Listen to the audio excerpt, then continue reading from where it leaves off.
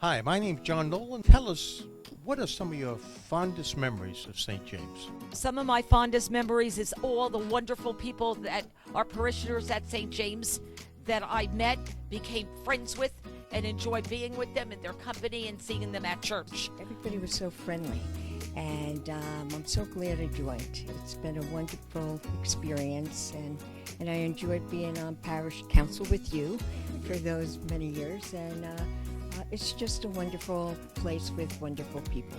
Both of our boys were, their communions were here, and their confirmations were here, religious education.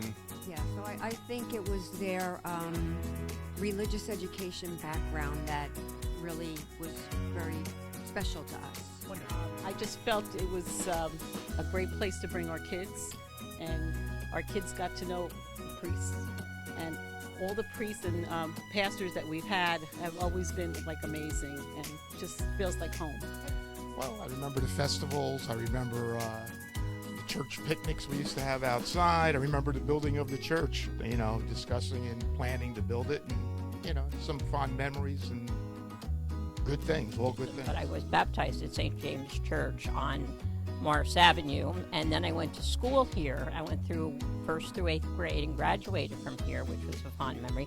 Also attended Girl Scouts here. I have two fond memories. One, graduating in the third graduating class from St. James many years ago. And second, with Father Stagg's idea of writing our names on little stones and putting the stones in the hole under the altar. I thought that was terrific. Number one, both of my children were confirmed here. My son was also christened here, and I got to say thank you so much for wonderful, wonderful priests, including but not limited to Father John Gabriel, but here a very, very short period of time, unfortunately. Also Father James Worth and Father David Santos was excellent, and then of course Father Robert Stagg. One, when my son received his first communion, and by the help of God, he was chosen to bring the gifts up. It became a family, and I've been a family since then. And my next one was when my great-grandson was christened about a few months ago here. And when this church was built, when we put the stones deep under the altar with my main name and my married name. I actually went to grammar school here. I have so many memories. My kids made all their sacraments at this church, went through many family weddings. My most favorite was building this parish here on this present ground. St. James is a beautiful parish, and we are so blessed that Father David's here to give the service every Sunday. It's beautiful. And all the people here are always welcoming you here and saying hello and how are you and all. And that's well appreciated also. Is that all my kids had their first Holy Communion in this church except for my firstborn. He was the last class to have it done in the old sanctuary. And because it was the last one, Father Bob said, hey kids, don't do this at home. But because it's the last time anyone will do a first Holy Communion here, stand on the pews and turn around and wave to everybody and say thank you to your parents. And the kids were thrilled to be standing up on there. I thought it was lovely. It was. And my second one was making the rocks. I had so much fun painting them, and then we made a couple of extra ones for new parishioners that would be coming in symbolically. And they still think it's really cool now that they're grown adults that their rocks are under there somewhat. Was continuing to go to my old church, and by happenstance I was riding my bike and I said, look at this pretty new vibrant church, and I just stopped in and I haven't left. Just to see the growth, the happiness, the joy that is burgeoning up in this parish is just a joy. It's such a welcoming community.